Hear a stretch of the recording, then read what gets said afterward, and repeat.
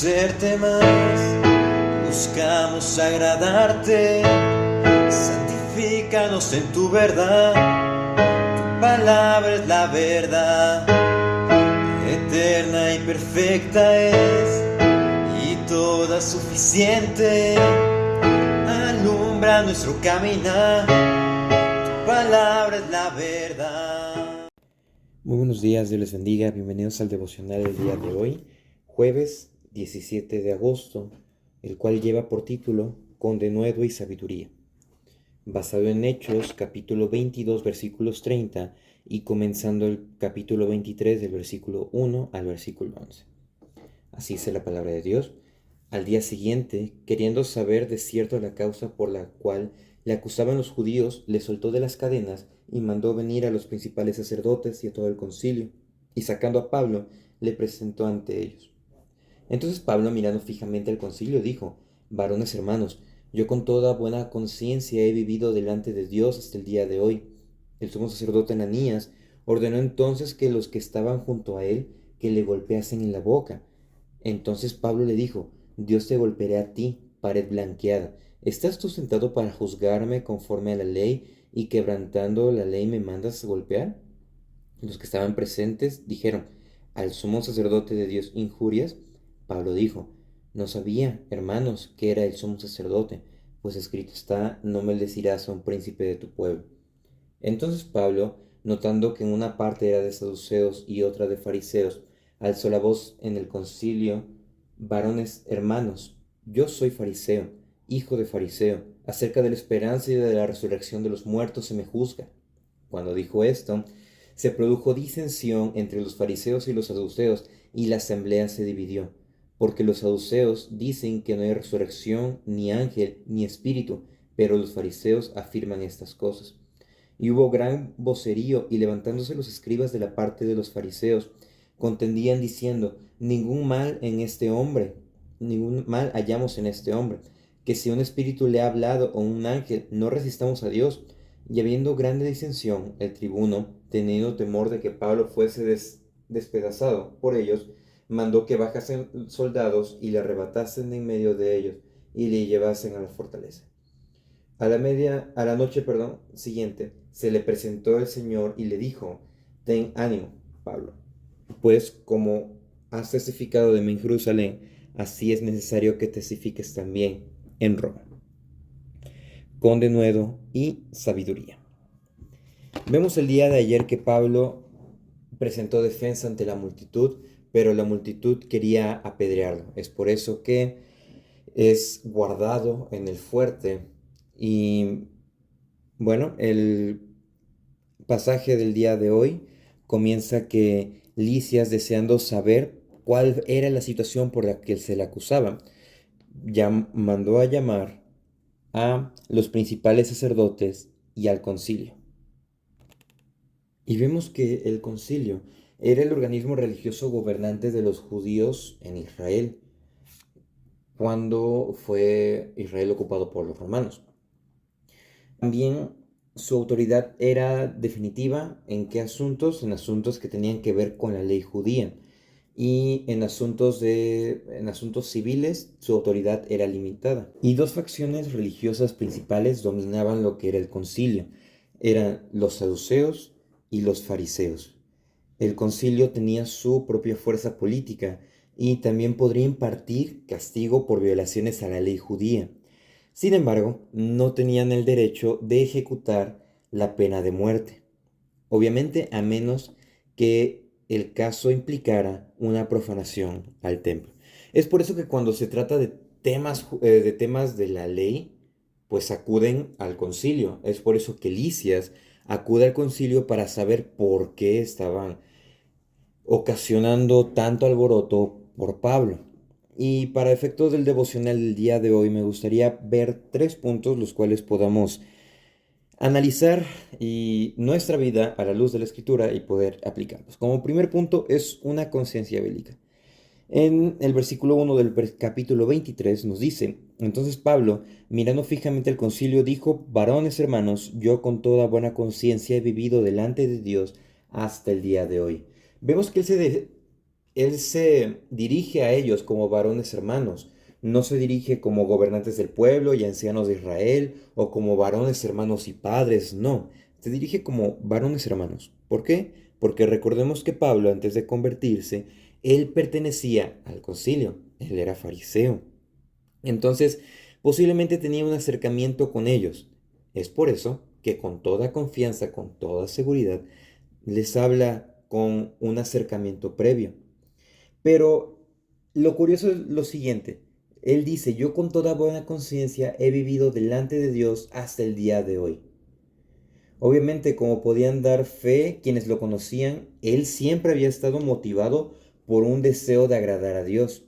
Y al hacer esta afirmación, Pablo puso a los miembros del concilio a la defensiva, ya que el apóstol Pablo había actuado en obediencia a Dios al oponérsele, ellos en realidad estaban peleando contra Dios. Él estaba, dice yo, con buena conciencia he vivido delante de Dios y he obedecido. Ahora, ellos, al momento de que se le estaban oponiendo, estaban yendo en contra de Dios, estaban desobedeciendo las enseñanzas de Dios. Pero lo curioso es esto, dice que vivió con buena conciencia. Esto no significaba que todas sus acciones siempre hubieran sido correctas o perfectas.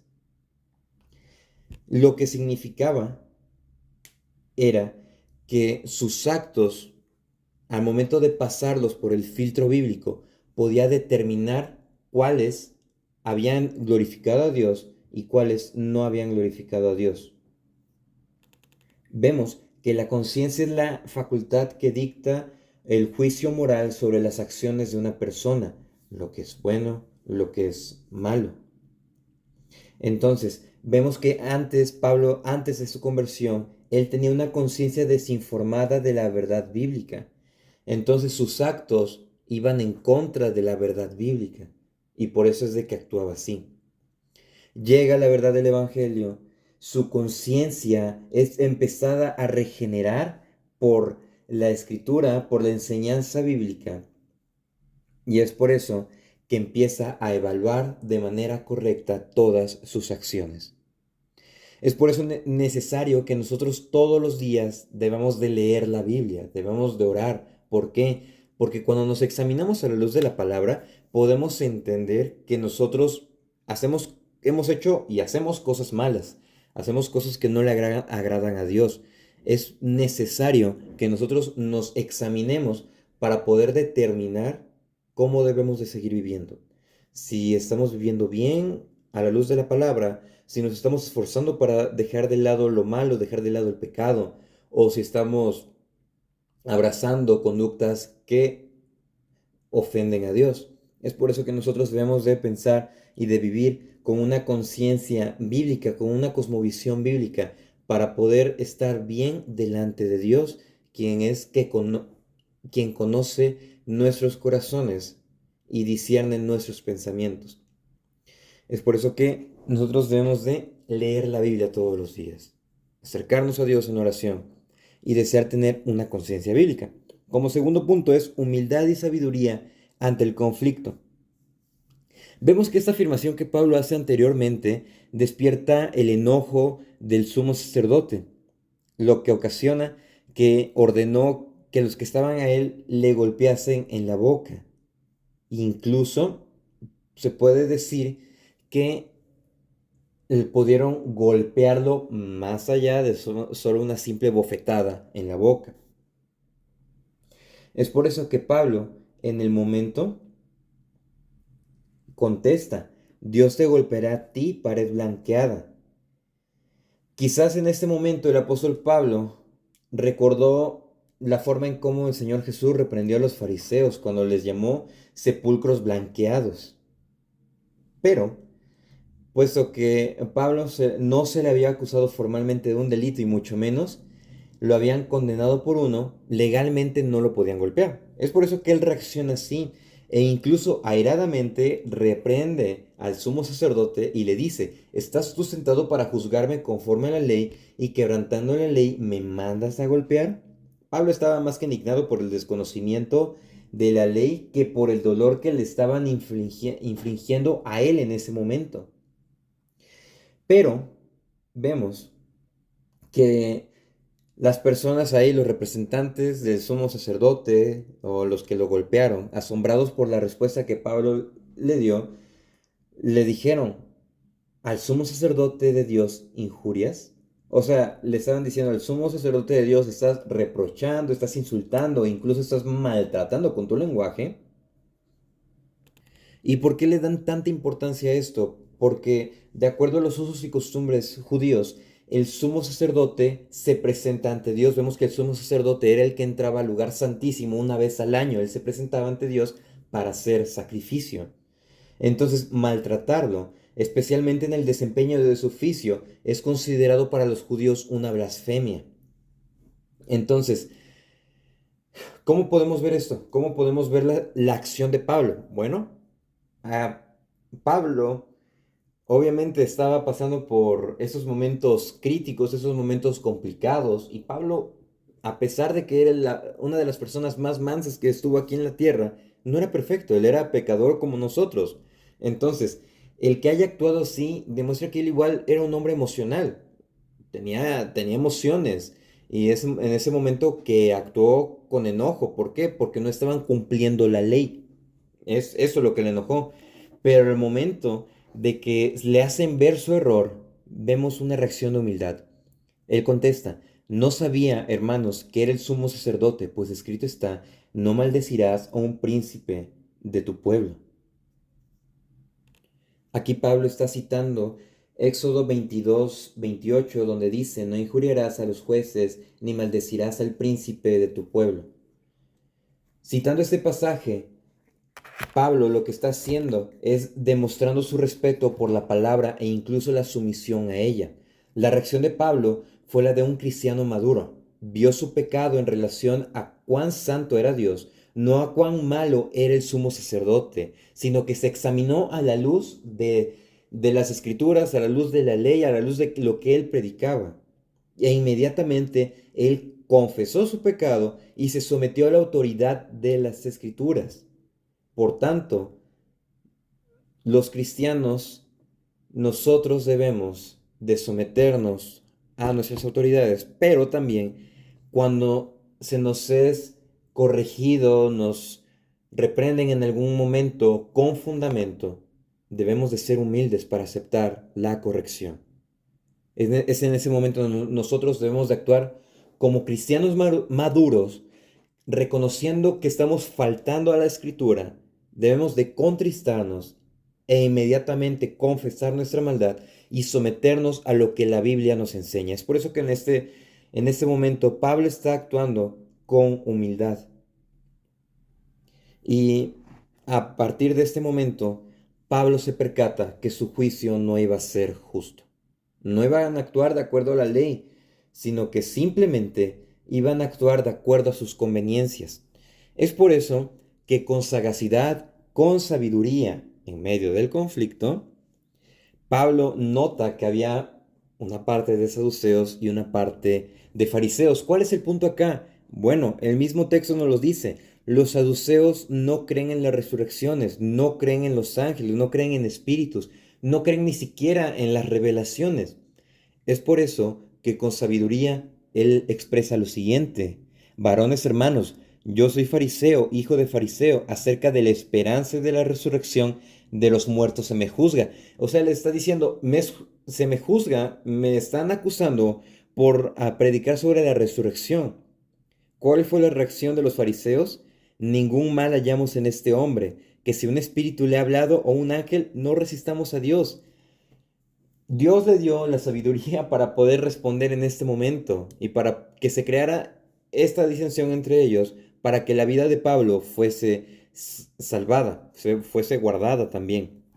Es en este momento que empiezan a actuar otra vez con violencia, que posiblemente algunos estaban discutiendo, otros estaban empezando a golpear a Pablo, y los soldados romanos intervienen y sacan a Pablo.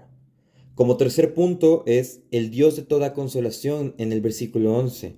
Vemos que a la noche siguiente se le presentó el Señor. Después del concilio se le presentó el Señor. Y tal como había ocurrido en tiempos de necesidad, el Señor ayuda a sus hijos. Y el Señor le dijo, en fortaleza, le dijo, ten ánimo, Pablo, pues como has testificado de mí en Jerusalén, así es necesario que testifiques también en Roma. Le está diciendo, tú no vas a morir aquí en Jerusalén, tú vas a vivir y vas a ir a Roma, y tu propósito es predicar el Evangelio.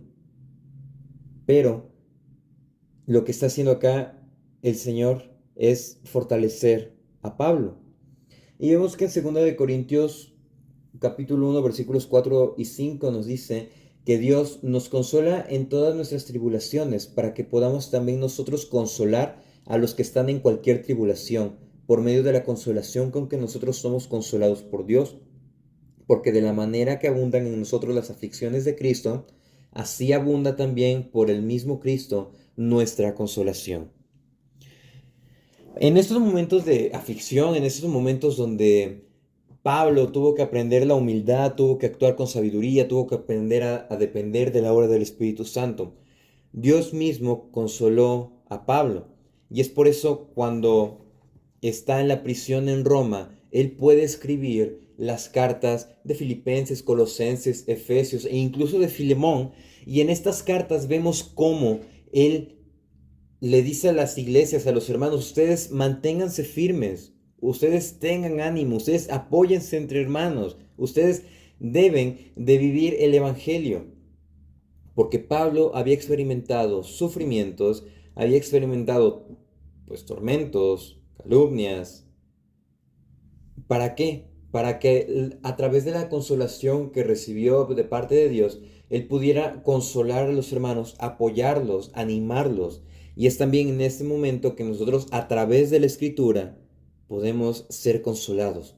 Y cuando nosotros estamos llenos del Espíritu Santo, vivimos de acuerdo a la Escritura, de acuerdo a la Biblia, podemos consolar, animar a nuestros hermanos en la fe, porque de lo que estamos llenos podemos compartir.